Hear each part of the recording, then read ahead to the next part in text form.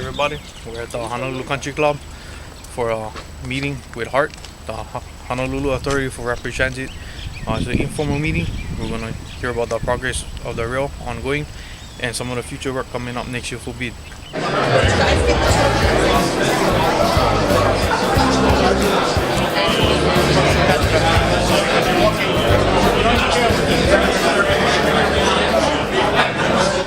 Having an event like this in preparation for what's coming and the magnitude of construction that we're going to be going out is just so exciting. I mean, I'm an engineer. I like building things. I don't like having to do it, and Dan can talk more about this too, about I don't like talking with lawyers. I don't like being in an office. I like to see, being out in the field, seeing things actually built. And this industry here, all of you guys here are going to help us do that.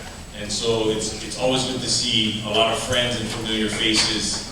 If I had known the Masons just hired Augie Toba as their PIO, I mean, I would have had him up here doing some of this too, because I know you'd rather hear from him. But I'm going to bring up Mayor Caldwell to give some opening remarks. And Mayor Caldwell is really our champion for this project, so it's great to have him kick this thing off.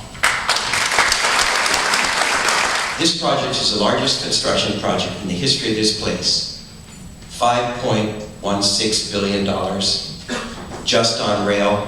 When we start talking about what happens around rail stations, I talk about reforming communities that once existed. Others guys call it TOD.